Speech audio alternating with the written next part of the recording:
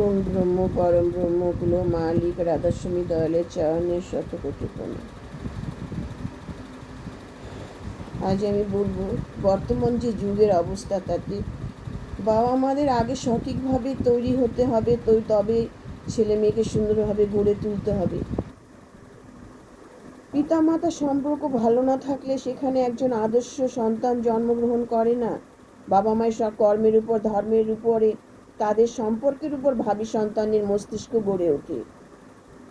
ভালো হৃদয় তৈরি হয়, সুস্থ শরীর তৈরি হয়, আর ভালো স্বাস্থ্যবান সন্তান তখনই হবে যখন মা বা মায়ের খাবার দাবারের উপর নজর রাখতে হবে।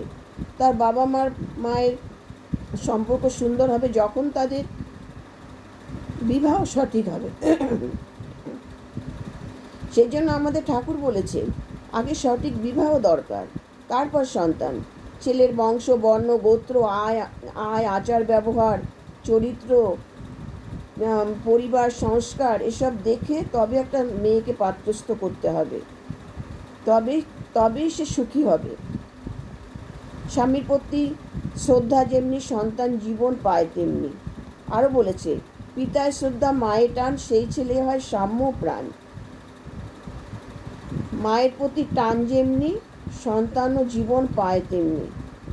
ভুবনেশ্বরী দেবী, মনমোহিনী দেবী, ভগবতী দেবী, ভুবনমোহিনী দেবী, এরকম আগে দেখুন এসব মহিষী নারী মায়েরা ছিলেন।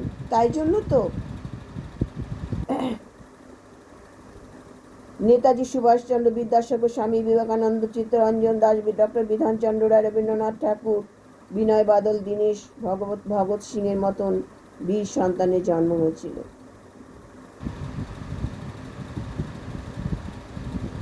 বর্তমান যুগে কটা মা আছে এরকম বলুন তো, যেখানে সুসন্তান আসবে তাদের গর্ভে? তারা কি সেই পথে আছে?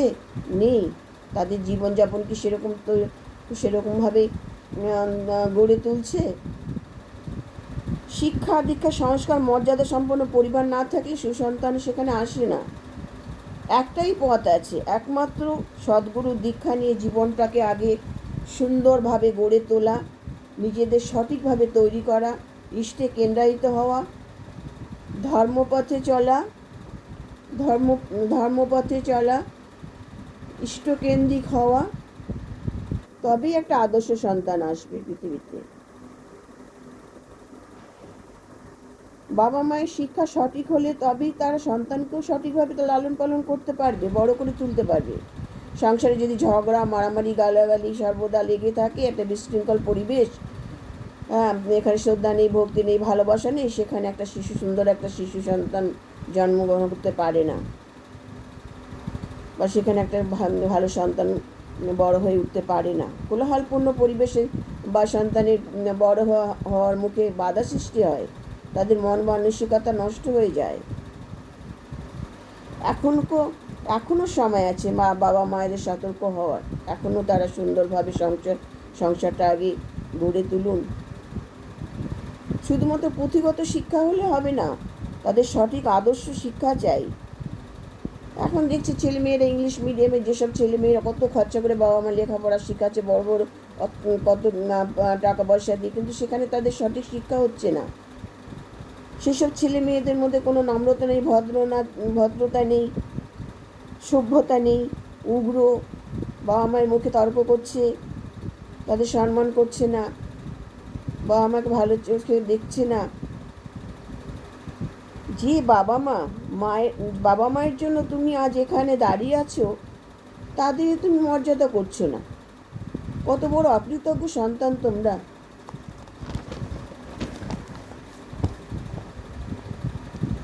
হচ্ছে, ভালো সন্তান আসছে না তা না, ভালো সন্তান গড়ে উঠছে, তবে শতকরা কতজন বলতে পারেন? সমাজে কুসংস্কারে ভরে গেছে, কুসন্তানে ভরে গেছে। মানুষ খুন করতে এতটুকু তাদের হাত কাঁপছে না, ধর্ষণ করতে এতটুকু মানবিক বোধ জাগ্রত হচ্ছে না।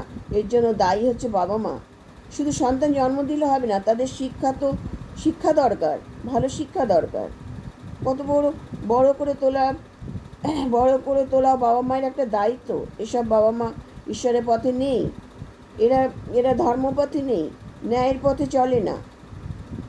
কোনো সদ্গুরু সংস্পর্শে তারা নেই, সন্তানকে শিক্ষা দিয়ে গড়ে তুলতে পারেনি, ব্যর্থ বাবা মা। আর এই সকল শিক্ষা একমাত্র অনুকূলচন্দ্র দিচ্ছে এবং দিয়ে গেছেন।